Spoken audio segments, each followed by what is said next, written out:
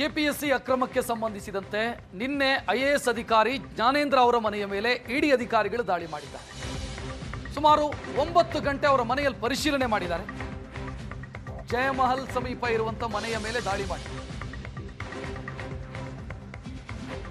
ಇನ್ನು ದಾಳಿಯ ಸಂದರ್ಭದಲ್ಲಿ ಅಲ್ಲಿ ದಾಖಲೆಗಳು ಸಿಕ್ಕಿಲ್ಲ ಅನ್ನೋ ಮಾಹಿತಿ. ಇಡಿ ದಾಳಿಯ ಮುನ್ಸೂಚನೆಯನ್ನ ಅರಿತು ಎಸ್ಕೇಪ್ ಆದ್ರ ಜ್ಞಾನೇಂದ್ರ. ಪಕ್ಕ ಪ್ಲಾನ್ ಮಾಡಿ ನಾಪತ್ತೆಯಾದ್ರ. ಮನೆಯಲ್ಲಿ ಹಳೆ ಬಟ್ಟೆ, ಫರ್ನಿಚರ್ ಹೊರತುಪಡಿಸಿ ಮತ್ತೇನು ಸಿಕ್ಕಿಲ್ವಂತೆ. ಲ್ಯಾಪ್ಟಾಪ್, ಮೊಬೈಲು, ಯಾವುದೇ ಎಲೆಕ್ಟ್ರಾನಿಕ್ ವಸ್ತುಗಳು ಸಿಕ್ಕಿಲ್ಲ.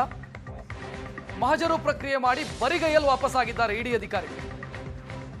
ಮೊನ್ನೆ ಕೆಪಿಎಸ್ಸಿಯ ರೇಡ್ ಆರಂಭ ಆದ ಕೂಡಲೇ, ಕೆಪಿಎಸ್ಸಿ ಸಂಬಂಧಿಸಿದ ಅಕ್ರಮಕ್ಕೆ ರೇಡ್ ಆರಂಭ ಆದ ಕೂಡಲೇ ಜ್ಞಾನೇಂದ್ರ ಎಸ್ಕೇಪ್ ಆಗಿದ್ರು, ನಾಪತ್ತೆಯಾಗಿದ್ರು. ಈ ಸುದ್ದಿ ಓಡಾಡ್ತಾ ಇದ್ದಂಥ ಸಂದರ್ಭದಲ್ಲಿ ಹೋಮ್ ಮಿನಿಸ್ಟರ್ ಒಂದು ಸ್ಟೇಟ್ಮೆಂಟ್ ಕೊಟ್ಟರು. ಅವ್ರ ತಂದೆಗೇನೋ ಹಾರ್ಟ್ ಅಟ್ಯಾಕ್ ಆಗಿದೆ, ಅವರು ಊರಿಗೆ ಹೋಗಿದ್ದಾರೆ. ಅವ್ರ ಊರೆಲ್ಲೋ ಉತ್ತರ ಪ್ರದೇಶ, ಅಲ್ಲಿಗೆ ಹೋಗಿದ್ದಾರೆ. ಆದರೆ ತಂದೆಯ ಹಾರ್ಟ್ ಅಟ್ಯಾಕು ನೆಪ ಮಾತ್ರ. ಆದರೆ ತಪ್ಪಿಸ್ಕೊಳ್ಳೋದಕ್ಕೆ ಬೇಕಾದಂಥ ಸಿದ್ಧತೆಯನ್ನು ಮಾಡಿಕೊಂಡಿದ್ರು. ಸಾಕ್ಷ್ಯನಾಶದ ಸಿದ್ಧತೆಯನ್ನು ಮಾಡಿಕೊಂಡಿದ್ರಾ ಅನ್ನುವಂಥ ಪ್ರಶ್ನೆ ಮೂಡ್ತಾ ಇದೆ. ಅವ್ರ ಮನೆಯಲ್ಲಿ ಏನೊಂದೂ ಸಿಕ್ಕಿಲ್ಲ ಅನ್ನೋ ಡೀಟೇಲ್. ಇನ್ನು ಇವರ ಪಾತ್ರ ಏನು ಈ ಕೇಸ್ನಲ್ಲಿ? ಪರೀಕ್ಷಾ ನಿಯಂತ್ರಕರಾಗಿದ್ರಂತೆ ಎಕ್ಸಾಮ್ ನಡೆದಂತ ಸಂದರ್ಭದಲ್ಲಿ, ಪಶು ವೈದ್ಯರ ನೇಮಕ ಪ್ರಕ್ರಿಯೆ ಎಕ್ಸಾಮ್ ನಡೆದಂತ ಸಂದರ್ಭದಲ್ಲಿ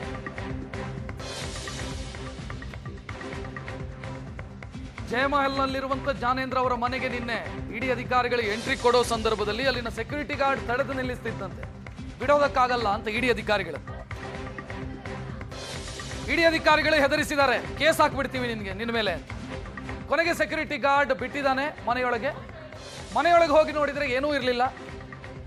ಜ್ಞಾನೇಂದ್ರ ಪಾತ್ರ ಏನು ಈ ಕೇಸ್ನಲ್ಲಿ? ಕೆಪಿಎಸ್ಸಿ ಅಕ್ರಮದಲ್ಲಿ ಪರೀಕ್ಷಾ ನಿಯಂತ್ರಕ ಆಗಿದ್ರು ಜ್ಞಾನೇಂದ್ರ. ಆ ಪಶು ವೈದ್ಯರ 400 ಪಶು ವೈದ್ಯರ ನೇಮಕ ಪರೀಕ್ಷೆಯ ವೇಳೆ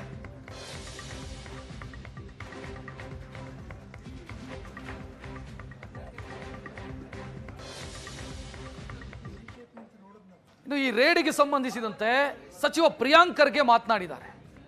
ಜ್ಞಾನೇಂದ್ರ ಅವರು ಏನು ನಾಪತ್ತೆಯಾಗಿದ್ದಾರೆ ಅನ್ನುವಂಥ ಸುದ್ದಿ ಅದಕ್ಕೆ ಅವರು ಉತ್ತರ ಕೊಟ್ಟಿದ್ದಾರೆ. ಪ್ರಿಯಾಂಕ್ ಖರ್ಗೆ ಯಾವಾಗ ಬರ್ತಾರೆ ಗೊತ್ತಿಲ್ಲ, ರಜೆ ಹಾಕಿ ಹೋಗಿದ್ದಾರೆ.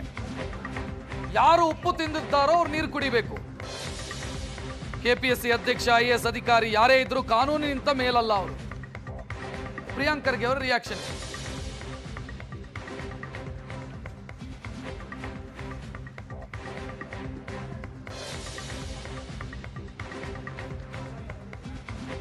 ಅವರು ಮಿಸ್ಸಿಂಗ್ ಇದ್ದಾರೆ ಅಂತ ಸಾಕಷ್ಟು ಪತ್ರಿಕೆಯಲ್ಲಿ, ಮಾಧ್ಯಮದಲ್ಲಿ ಬಂದಾಗ ಅದನ್ನು ಪರಿಶೀಲನೆ ಮಾಡಿದಾಗ ಅವರು ಒಂದು ಲಿಖಿತ ಮೂಲಕ ಅರ್ಜಿಯನ್ನು ಬರೆದುಕೊಟ್ಟಿದ್ದಾರೆ. ನಾನು ತುರ್ತಾಗಿ ಮನೆಗೆ ಹೋಗಬೇಕು ಅಂತ, ಅವರ ತಂದೆಯವರ ಅನಾರೋಗ್ಯದಿಂದ. ಅದನ್ನೇ ನಾವು ತಮಗೆ ತಿಳಿಸಿದ್ದು. ಅವ್ರ ಅಫಿಷಿಯಲ್ ಫೋನ್ ಸ್ವಿಚ್ ಆಫ್ ಇತ್ತು. ಬೇರೆ ನಂಬರಿಂದ, ಒಂದು ಖಾಸಗಿ ನಂಬರಿಂದ ಮಾತನಾಡಿ ಆವಾಗ ಅವರು 2 ದಿನದಲ್ಲಿ ಬರ್ತೀನಂತ. ಇದು ಮೊನ್ನೆ ಏನು ಶನಿವಾರ ನಡೆದಂಥ ಘಟನೆ. ಅದು ನಾಳೆ ಬರ್ತಾರಾ, ನಾಡಿದ್ದು ಬರ್ತಾರಾ, ಅದು ಅದ್ರ ಬಗ್ಗೆ ಹೆಚ್ಚು ಮಾಹಿತಿ ನನಗೆ ಇಲ್ಲ. ಆದರೆ ಏನು ಮಿಸ್ಸಿಂಗ್ ಆಗಿದ್ದಾರೆ ಅಥವಾ ಓಡೋಗಿದ್ದಾರೆ ಅಂತ ತಾವು ಏನು ವರದಿಗಳು ಬರ್ತಾ ಇತ್ತು, ಅವರು ಲೀವ್ ಹಾಕಿದ್ದಾರೆ ಅಂತ ಅಷ್ಟೇ ನಾವು ಹೇಳ್ತಾ ಇರೋದು. ಅದು based on his letter and based on his communication to the government. ಜೊತೆ ಇಡಿ ಕೂಡ ಅವ್ರ ಮನೆಗೆ ದಾಳಿ ಮಾಡಿದೆ. ಇಲ್ಲ ನೋಡಿ, ಅದು ಕೆಪಿಎಸ್ಸಿ ಪ್ರಕರಣದ ಬಗ್ಗೆ ಸರ್ಕಾರ ಯಾವುದೇ ರಾಜಿ ಇಲ್ಲ. There is no compromise on.